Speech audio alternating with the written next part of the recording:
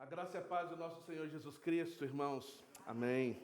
Que bênção estar aqui nessa manhã, um grande privilégio, de estar aqui na casa do Senhor e vivendo esse momento especial aqui com todos vocês, já que essa igreja é uma igreja que nós temos um carinho muito especial por tudo que o JR já mencionou aqui, da nossa gratidão a Deus pela vida de vocês.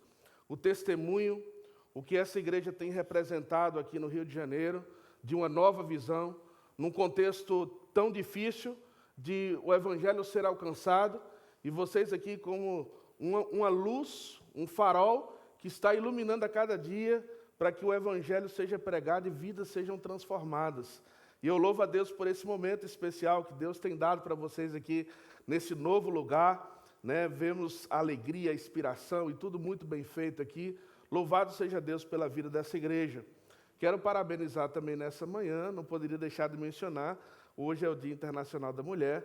Quero parabenizar, felicitar todas as mulheres, né? E de forma especial quero mencionar a minha esposa. Eu já estou há quase 15 dias sem vê-la, então eu sei, tenho sentido na pele o que é estar longe da minha esposa. Então eu quero louvar a Deus por todas as mulheres. Todos os dias é o Dia da Mulher. Todos os dias é o Dia da Mulher, mas de forma especial eu quero louvar a Deus por todas as mulheres, porque nós sabemos o papel fundamental que todas elas têm, tanto no contexto social do dia a dia, como também no contexto da igreja, como no contexto da família, a importância, um fundamental que é a mulher para a vida da igreja, do povo de Deus. E nessa manhã eu gostaria de falar sobre isso. Eu gostaria de falar sobre um texto relacionado a uma mulher e quero convidar você a abrir a sua Bíblia no Evangelho de João, capítulo 20. Evangelho de João, capítulo 20. Eu farei essa leitura do versículo de número 1 ao versículo de número 18, apesar de deter-me especificamente do versículo 11 em diante. Quero falar da história de uma mulher muito especial, uma mulher que foi muito importante para o ministério de Jesus, e não somente para o ministério de Jesus, mas para que hoje nós tenhamos o Evangelho nas nossas mãos. Evangelho de João, capítulo 20, do versículo de número 1 ao versículo de número 18. Diz-nos assim a palavra do Senhor.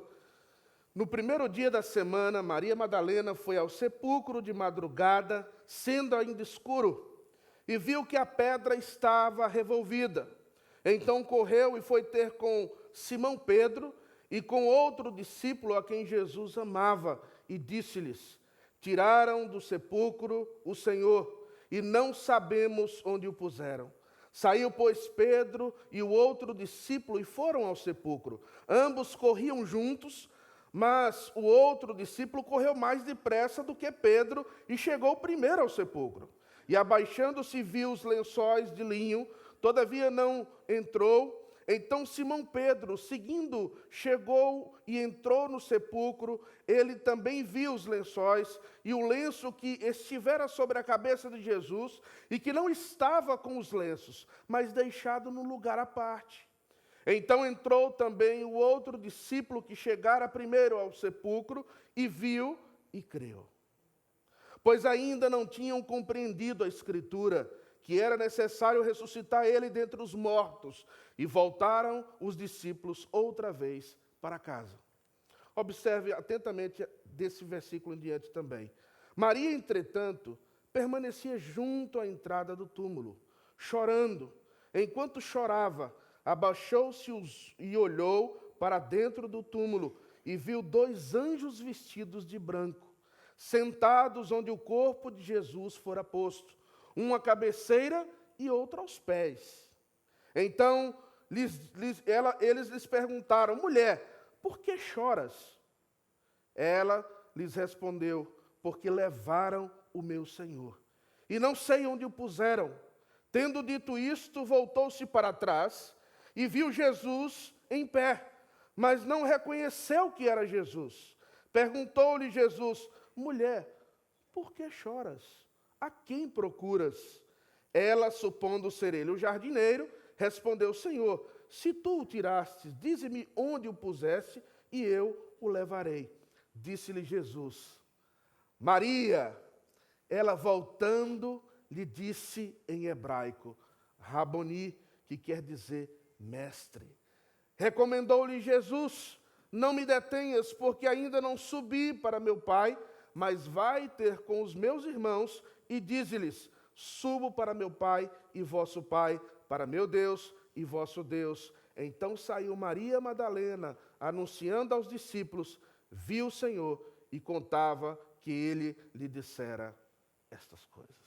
Vamos orar mais uma vez? Eu queria convidar você a, nesse momento, baixar a sua cabeça por alguns instantes e pedir ao Senhor que fale ao seu coração, nesta manhã, a partir dessa leitura bíblica. Senhor Deus, nós estamos aqui na Tua presença, nós queremos Te agradecer. Obrigado, Senhor, por esse privilégio. Nós não somos dignos de estar aqui nessa manhã, mas o Teu amor irresistível nos trouxe aqui. E aqui nesse lugar, Senhor, nós entendemos que pelo nosso próprio intelecto, pela nossa própria capacidade humana, nossa razão e emoções, não são suficientes para entender aquilo que o Senhor quer falar aos nossos corações. Nós entendemos que somente pelo Teu Espírito Santo, o Teu Espírito Santo que conhece o mais profundo do nosso ser, é que verdadeiramente podemos ser transformados por essa palavra nessa manhã. Portanto, ó Pai, nós nos escondemos à sombra do Onipotente, do Senhor, nesta manhã. E pedimos a Tua bênção, que o Senhor fale aos nossos corações. Que a Tua bênção esteja sobre nós. Nós te pedimos no nome de Jesus. Amém. Irmãos, uma das doutrinas mais fascinantes das Escrituras é a obra substituta do nosso Senhor Jesus Cristo. Quando nós estudamos essa doutrina, quando nós começamos a ler a Escritura, e nós começamos a entender aquilo que Jesus fez por nós, aquilo que era verdadeiramente a nossa dívida, aquela enfermidade pelo qual não havia cura, senão somente pelo sacrifício que era necessário, que alguém sem pecado, que alguém perfeito, que viesse e pudesse substituir aquilo que, aquele primeiro Adão que pecou, que desobedeceu, e que pudesse substituir e pagar o preço por todos os nossos pecados. Essa é uma doutrina fascinante, que nós vamos estudá-la desde a nossa conversão, e nós vamos passar toda a vida, e não vamos poder compreender plenamente o que isso significa para nós. Mas muitas vezes nós olhamos para essa doutrina simplesmente como algo longe e algo que vai acontecer quando nós sairmos dessa vida, quando nós morrermos, e no juízo final nós gozaremos plenamente das bênçãos desse sacrifício substituto do Senhor Jesus Cristo. Mas há um elemento fundamental nessa doutrina, é que nós podemos desfrutar, é que nós podemos gozar dos benefícios que essa obra substituta de Jesus fez não somente no futuro, mas nós podemos desfrutar disso hoje. Nós podemos experimentar isso hoje nas nossas vidas. Mas parece que algo errado está acontecendo em muitos contextos cristãos, em que as pessoas estão nas igrejas, elas vêm ao domingo, participam do louvor, participam dos eventos da igreja, mas algo está acontecendo que ela não consegue estar feliz, ela não consegue desfrutar, ela não se sente leve, ela não sente paz no seu coração, ela está angustiada, ela está preocupada, ela está vivendo as angústias e não consegue desfrutar e aproveitar verdadeiramente todas as bênçãos que o Evangelho nos traz quando nós estamos em Cristo Jesus.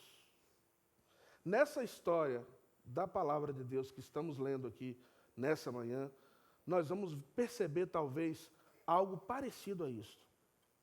Por que algo parecido a isto? Porque nós estamos aqui, talvez, em um dos momentos mais importantes e motivo de maior alegria do povo de Deus, que é o quê? A ressurreição do nosso Senhor Jesus Cristo. Esse é o momento mais importante da igreja, porque é um momento de celebração, é um momento de festa, é um momento de rir, é um momento de saltar, é um momento de se alegrar, porque Jesus vive. Ele morreu, mas ele ressuscitou. Mas algo está acontecendo errado nesse texto, que nós precisamos olhar nessa manhã aqui, porque aquela mulher estava diante do Jesus ressuscitado, do Deus vivo, que estava morto, mas que ressuscitou, mas aquela mulher estava o quê? Aquela mulher estava chorando. Aquela mulher estava triste. Aquela mulher estava desanimada. E isso é interessante nós observarmos nessa manhã. Porque muitas vezes, irmãos, nós podemos estar diante de grandes bênçãos de Deus, mas pelas cicatrizes, pelo sofrimento, pelas circunstâncias as quais nós vivemos dia a dia, podem sufocar e não nos permitir nós percebermos o agir de Deus nas nossas vidas. Nós vemos que Deus está agindo, que Deus está trabalhando, que Deus está fazendo algo especial nas nossas vidas. E é interessante essa passagem, porque nós vamos ver aqui que aquela mulher estava no lugar certo. Mas muitas vezes estar no lugar certo não é suficiente. Nós estamos no lugar certo nessa manhã. Nós estamos com os irmãos. Nós estamos congregados como povo de Deus. Nós estamos lendo a palavra, nós estamos cantando, estamos orando, estamos no lugar certo. Mas não basta simplesmente estar no lugar certo. Aquela mulher estava no lugar certo, contudo, ela não estava aproveitando as verdadeiras bênçãos do Evangelho. Mas o texto vai nos mostrar aqui que aquela mulher também tinha muito boas intenções. Ela estava naquele sepulcro, ali na porta do sepulcro, acompanhando Jesus. Acompanhando, vivendo o dolo, acompanhando aquele momento de tristeza. Ela não fugiu, ela não estava trancada no lugar, mas ela estava ali com uma intenção de coração, ela estava ali com sinceridade, ela estava ali vivendo um momento difícil de ter perdido alguém tão importante para a vida dela. Jesus não era qualquer pessoa, Jesus não era indiferente àquela mulher, como eu tenho certeza que Jesus não é indiferente para nós. Nós estamos aqui nessa manhã porque queremos obedecer, porque queremos viver o Evangelho, porque queremos viver uma vida diferente, porque entendemos que não há outro caminho, mas o caminho que nós temos e cremos que só há um, que é Jesus. Ele é o único caminho, a verdade e a vida. E dentro das igrejas e das religiões, estão cheios de pessoas com boas intenções. Já perceberam isso? Cheio de pessoas com boas intenções. Mas ter boas intenções também não é suficiente. Mas esse texto nos mostra também que estar preocupado não é suficiente. Se observarmos na passagem bíblica, o próprio versículo de número 12 e 13, nós vamos ver na passagem que Jesus encontra dois homens que estavam ali. E aqueles homens que aquela mulher encontra dentro do sepulcro eram dois anjos. Um estava aos pés e outro estava na cabeceira de onde Jesus ali esteve. Então ela começa a conversar com aqueles homens e ela está preocupada porque ela está dizendo: onde vocês esconderam o corpo de Jesus? Ela está preocupada com aquela situação, ela está angustiada, porque ela achava que haviam roubado o corpo de Cristo. Nós também temos muitas preocupações nessa vida. Sim ou não?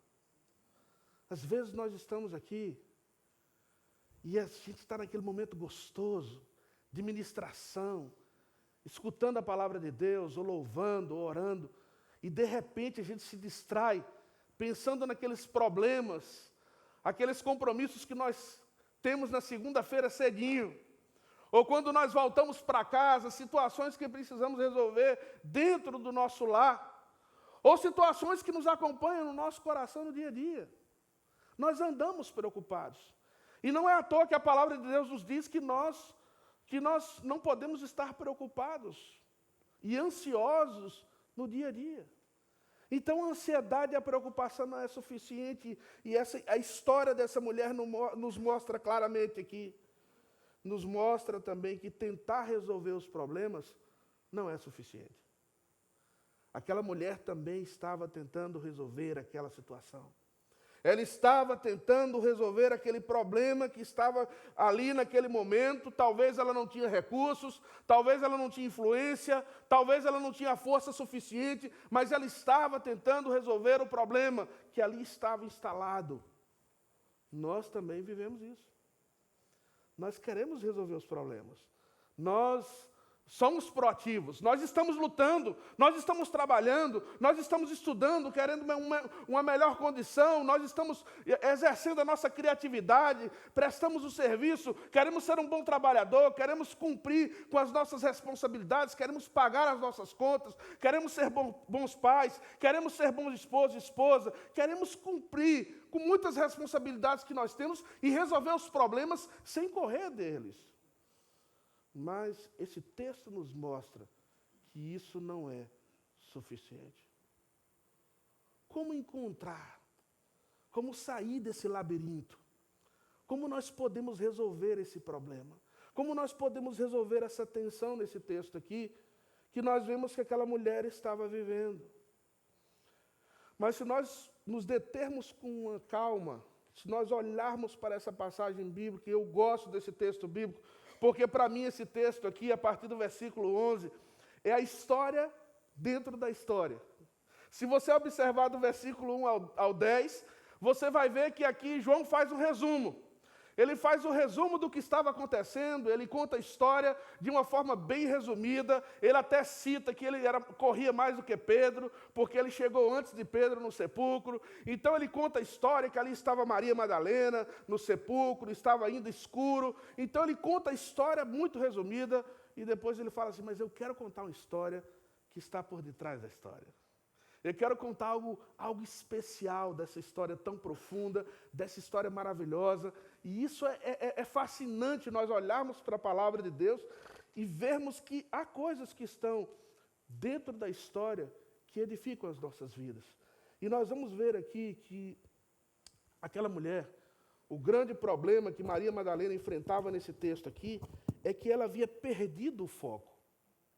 Ela perdeu o foco, ela estava tão imersa nas circunstâncias, ela estava tão imersa, vivendo aquele problema, aquela tensão daquele momento, que ela perde o seu foco.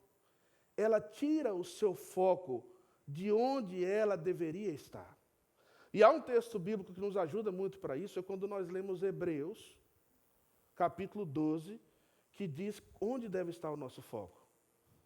O nosso foco deve estar no nosso autor e consumador da nossa fé. Quem é o autor e consumador da nossa fé? É Cristo. A Bíblia diz em Romanos capítulo 5, capítulo 10, versículo 4, que o fim da lei é Cristo. Mas como é isso, pastor? Me explica melhor um pouquinho, porque eu acho que o meu foco é Cristo. Eu estou aqui nessa manhã e o meu foco é Cristo. Não necessariamente. Muitas vezes nós podemos estar no lugar certo, nós podemos ter uma boa intenção de colocar o nosso foco em Jesus, mas muitas vezes as coisas que estão ao redor nosso tiram a nossa atenção, o nosso foco de Jesus. E qual era o grande problema daquela mulher naquele momento? É que para ela Jesus estava morto. É que para ela já não tinha mais esperança. Ela já não conseguia ver esperança, ela já não conseguia ver uma saída, porque Jesus estava morto.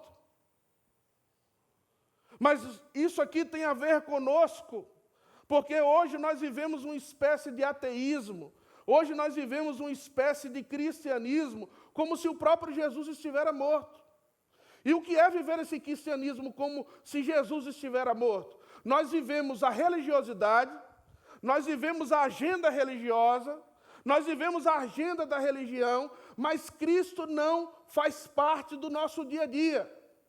Cristo não faz parte do nosso todo. Cristo não faz parte do nosso trabalho. Cristo não faz parte das minhas intimidades. Cristo não faz parte das minhas decisões. Cristo não está envolvido no dia a dia da minha vida. É como se o domingo, é como se eu fosse membro de uma igreja e relacionar-me com Jesus é simplesmente estar me vinculado a uma instituição, a uma igreja, ou vir aos domingos encontrar-me com Jesus. Há uma diferença muito grande em relação a isso. E esse texto nos mostra aqui como nós podemos voltar ao nosso foco, como nós podemos viver a essência, como nós podemos viver o que é mais importante, como nós precisamos estar com os nossos olhos colocados em Jesus, sem perder a nossa atenção em um só minuto.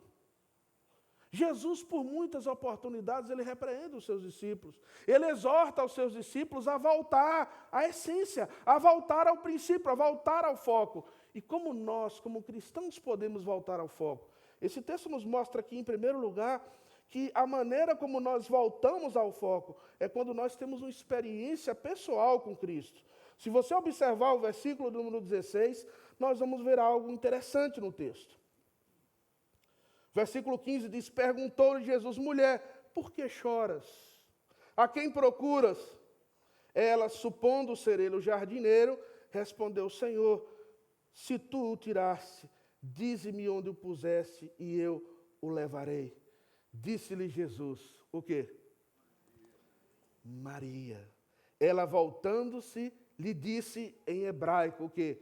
Raboni, que quer dizer o quê? Mestre. Aqui há algo especial nesse texto. Jesus chama aquela mulher pelo seu nome. E aquela mulher era conhecida como Maria Madalena. E Maria Madalena era conhecida como uma mulher problemática. Se nós lermos o texto, outra passagem bíblica, e no Evangelho de Lucas, nós vamos ver que aquela mulher era conhecida como uma mulher endemoniada.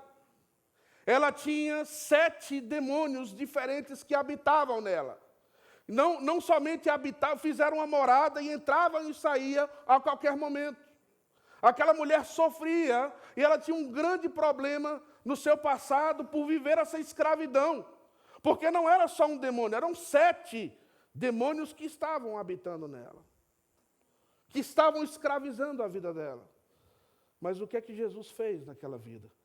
Jesus transformou aquele coração. E Jesus chama a Maria pelo seu nome. E Maria significa exaltada de quem? Do Senhor. Já aquela mulher não é mais Maria Madalena, uma mulher problemática e demoniada. Mas aquela mulher agora é Maria, exaltada do Senhor, que foi liberta e que viveu uma experiência especial na sua vida, e depois daquele dia a sua vida foi transformada, e não era por acaso que ela estava na porta daquele sepulcro. Ela estava na porta daquele sepulcro, porque ela tinha o coração transformado pelo Evangelho. Aquela mulher estava, quando Jesus chama o nome daquela mulher, é como se ela estivesse voltando ao primeiro amor. É como se ela estivesse se lembrando do momento mais importante da sua vida e confirmando o que o próprio João já disse no Evangelho de João, capítulo 10, que as ovelhas conhecem a voz do pastor e o pastor conhece a voz das ovelhas. Mas essa mulher aqui no texto, ela tem uma experiência espiritual. Ela tem uma experiência com o Senhor. Ela caminhou com Jesus. Irmãos, eu começo a imaginar nesse texto aqui, porque todos nós tivemos pessoas importantes nas nossas vidas. E quando nós perdemos essas pessoas importantes nas nossas vidas, por mais que os anos passem, por mais que tenhamos muitas pessoas perto de nós, esse vazio muitas vezes nunca é preenchido. E quando nós perdemos essas pessoas, esses entes queridos, amigos, familiares, que foram relevantes e muito significantes nas nossas vidas, às vezes nós sofremos e vivemos um dolo às vezes quase que infinito no nosso coração. É muito difícil nós nos acostumarmos com essa realidade. E eu me coloco a imaginar aquela mulher, Maria Madalena, como estava o seu coração, como ela estava triste, como ela estava sensibilizada, como ela estava afetada diante daquele dolo, da perda do nosso Senhor Jesus Cristo. Mas no texto nós vemos que quando Jesus chama ela pelo seu nome, ela automaticamente se lembra daquilo que o Senhor tinha feito na sua vida, e ela chama Jesus de mestre, de Raboni. Infelizmente, nós vivemos hoje num contexto em que muitas igrejas e muitas pessoas que estão na igreja se transformaram em consumidores do Evangelho. É como se nós estivéssemos consumindo um produto. É como se nós chegássemos à casa de Deus e nós estivéssemos em um espetáculo onde nós estamos simplesmente assistindo e como se nós viemos simplesmente para observar, como observadores, como se nós estivéssemos sendo entretidos. E de alguma maneira isso é algo que produz um efeito positivo, produz um certo prazer, mas um prazer momentâneo. Que quando nós saímos desse lugar e o nosso foco está nesse prazer, nesse consumismo que nós temos, isso traz um prazer, uma alegria e um conforto, mas quando nós saímos pela porta, nós voltamos a viver os nossos dramas que nós temos na nossa vida.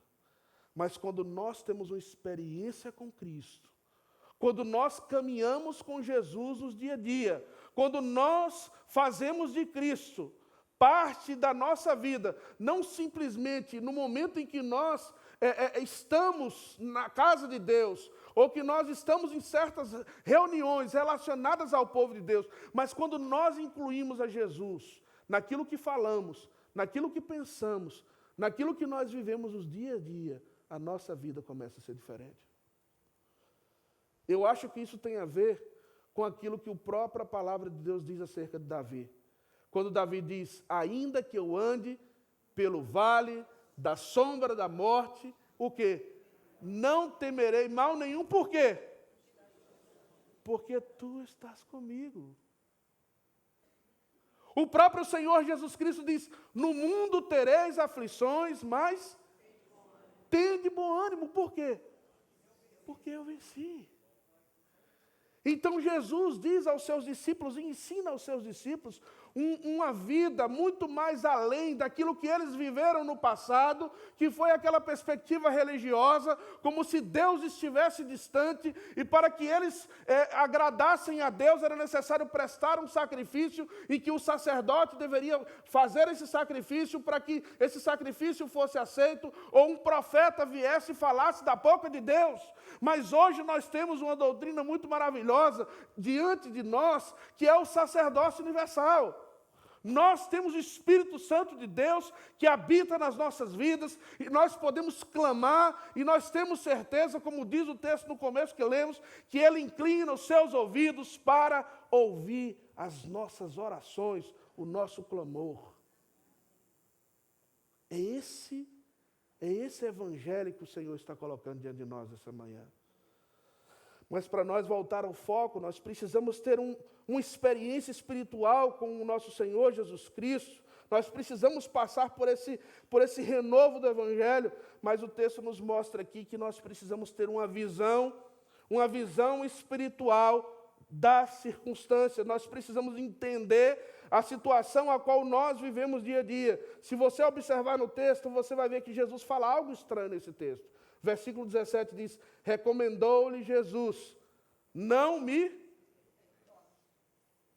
detenhas, porque ainda não subi para meu Pai, mas vai ter com os meus irmãos, e diz-lhes, subo para o meu Pai e vosso Pai, para o meu Deus e vosso Deus. O que significaria isso nesse texto aqui?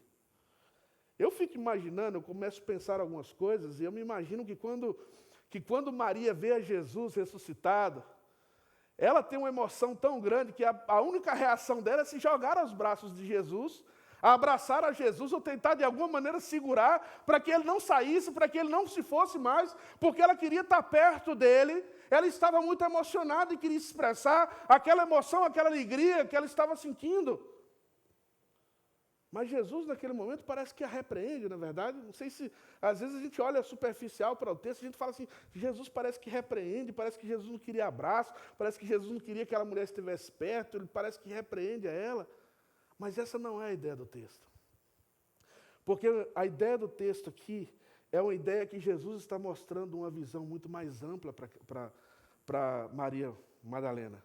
O que Jesus estava dizendo é que a relação que ele tem conosco, irmãos, não é uma relação simplesmente a partir de uma relação física, a qual, para que Jesus esteja comigo, é como se eu tivesse que pegar nele, é como se eu tivesse que abraçá-lo, é como se eu tivesse que vê-lo, é como se eu tivesse que tocá-lo. Não foi isso que aconteceu com Tomé? O que é que Tomé precisou para crer? Ele falou, eu só vou crer se eu colocar os dedos, se eu ver e se eu colocar o dedo.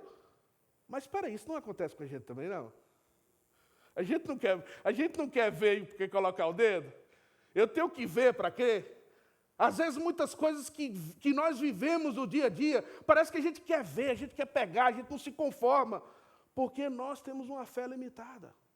Mas o relacionamento que Jesus está estabelecendo com Maria Madalena é um relacionamento muito mais profundo. Jesus está dizendo assim, Maria Madalena, eu convivi com vocês 3 anos, ensinando a vocês o que vocês deveriam fazer, andando com vocês, comendo com vocês, fazendo reuniões com vocês, mas agora eu quero mostrar uma dimensão muito mais profunda, porque a minha presença vai estar muito mais real com vocês do que simplesmente física. Porque física seria limitar. Agora eu vou estar habitando no seu coração. Agora eu vou ter uma relação muito mais profunda. Porque talvez você não vai me ver fisicamente, mas você vai sentir a minha presença com você, como se eu estivesse aqui. É isso que Jesus está dizendo. Jesus está dizendo para Maria Madalena, eu não sou simplesmente aquele homem que é um grande orador, ou que faz grandes discursos. Eu não sou simplesmente aquele homem que faz boas obras. Eu não sou simplesmente aquele revolucionário que talvez é um grande pregador, ou que arrasta as multidões para perto de mim. Eu não sou somente isso. Eu sou o Deus vivo, o Filho de Deus que estava morto e que ressuscitou. E que agora habita nos nossos corações. O que Jesus está dizendo aqui é que Ele é o Deus onipresente, onisciente, que Ele é o Deus todo-poderoso e que agora Maria Madalena tinha que dizer, olha a expressão que Jesus diz para Maria Madalena, não me detenhas, porque ainda não subi para meu Pai, mas vai ter com meus irmãos e diz-lhes, subo para o quê? Para o meu Pai e vosso Pai. E às vezes nós, como cristãos, nós temos uma visão muito superficial da vida. E Paulo já dizia isto, que nós muitas vezes, se a nossa vida se limita às coisas dessa vida, nós somos as pessoas mais dignas de quê? De pena, de dó. Porque se o que nós estamos vivendo aqui nessa manhã, o que nós estamos cantando, orando e falando, se limitar simplesmente àquilo que nós estamos vendo, porque quando olhamos para o nosso contexto social, quando olhamos para o nosso contexto familiar, as lutas, os problemas que estão diante de nós, é só para desanimar, é só para se entristecer. Mas se vemos aquilo que nós esperamos, para que esperar? A fé é a certeza das coisas que nós não vemos. E é isso que Jesus está dizendo para Maria Madalena.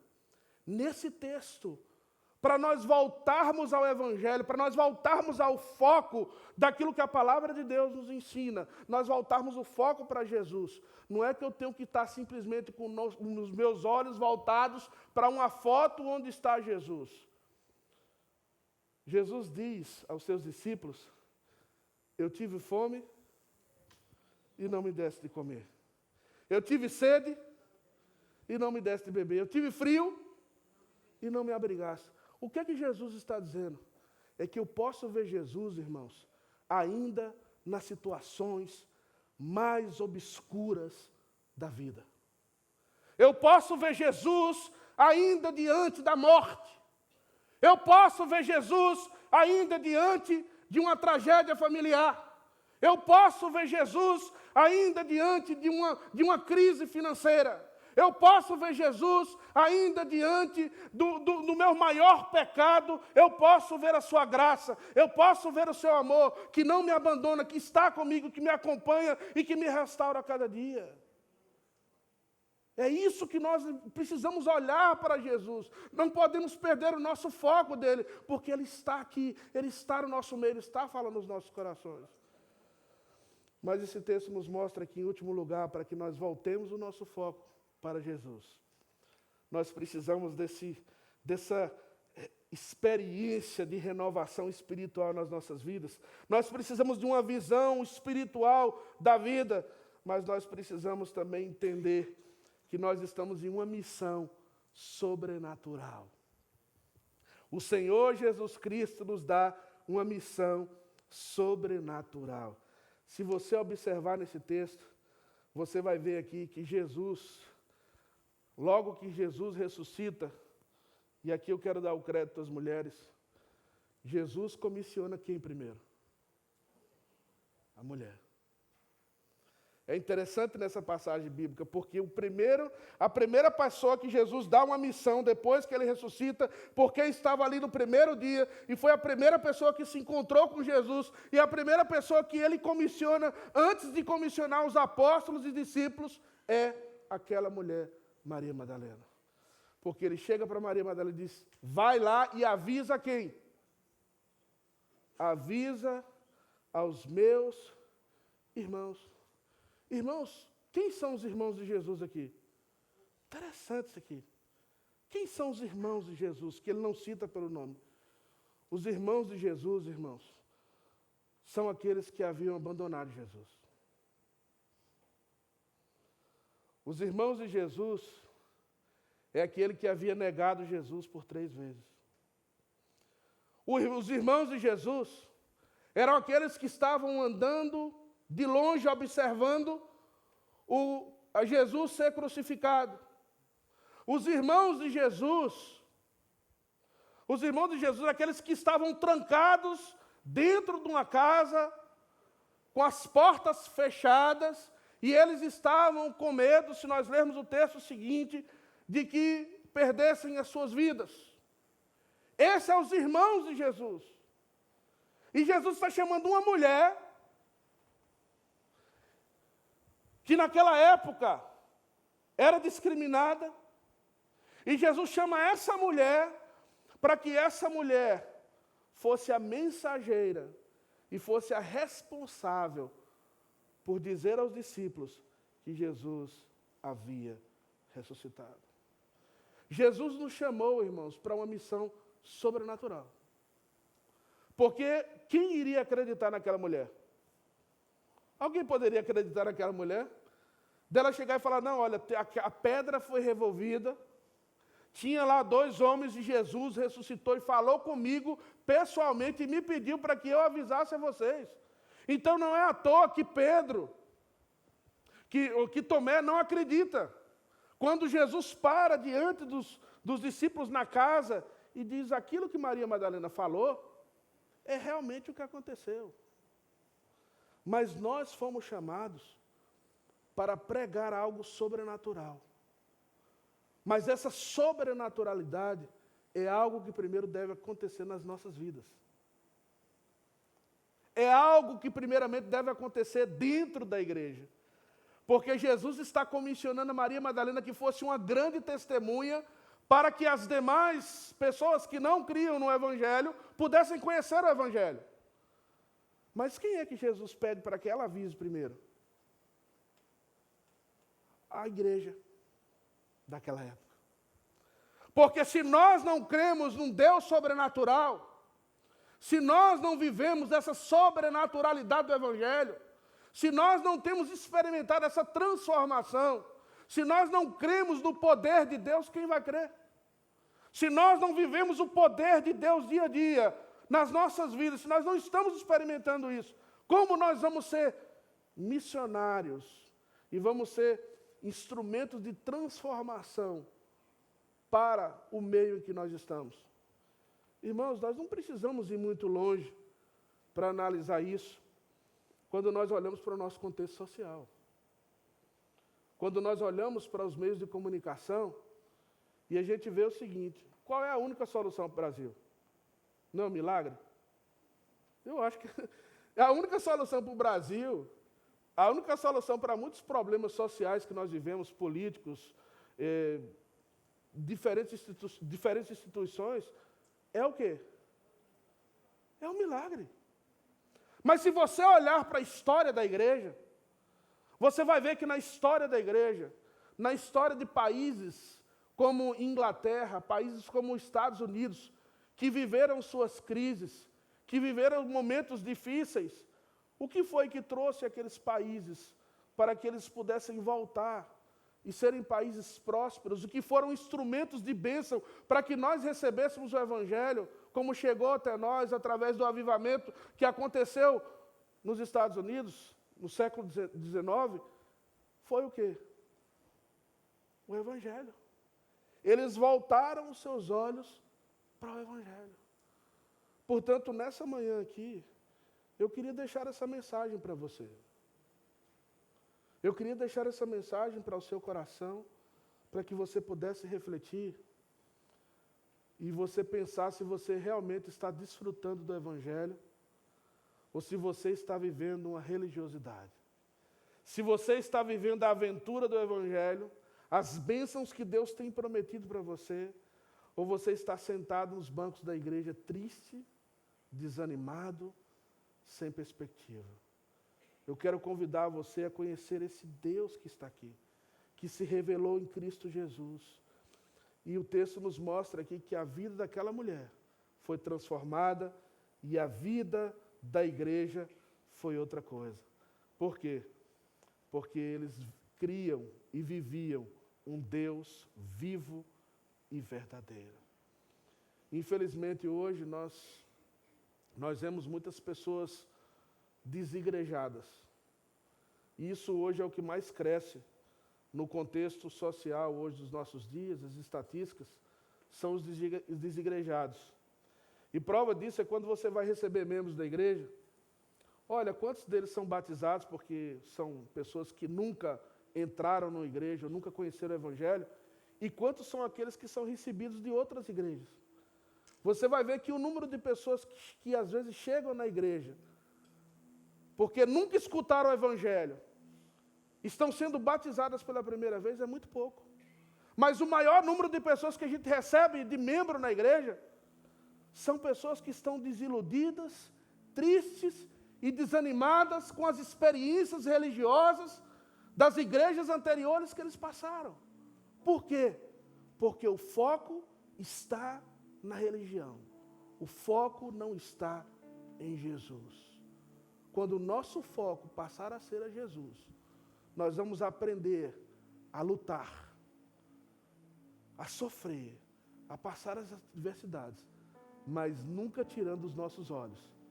De quem? Do autor e consumador da nossa fé. Nós somos limitados, nós somos falhos, nós somos pecadores, nós temos muitas necessidades, mas nós temos um Deus maravilhoso. Nós temos um Deus vivo e grande, que nesse momento sabe exatamente o sofrimento e as lutas que você passa no seu coração. E é para isso que você chegou aqui nessa manhã. É para você olhar para Ele. É para você voltar os seus olhos para Ele. É para você clamar a Ele. E entender que na verdade Ele nunca esteve longe de você. Você que esteve longe dEle. Mas Ele está aqui, no teu coração, nessa manhã. Vamos orar? Vamos colocar as nossas vidas diante do Senhor.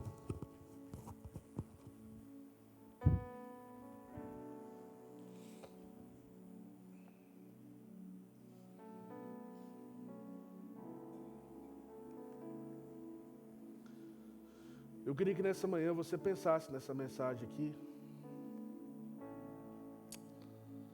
Eu quero dizer para você que você está no lugar certo.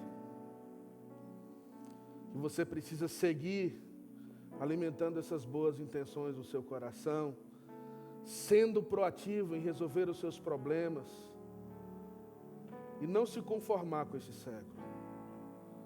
Mas sem Jesus, irmãos, não há esperança. Sem Jesus não há solução. E nessa manhã, nós precisamos olhar não para esse Jesus que está morto, não para esse Jesus que está ferido e machucado numa cruz, mas nós precisamos ver que aquela cruz está vazia, que aquela cruz está vazia, porque Ele já não está mais naquela cruz, agora Ele habita nos nossos corações, eternamente.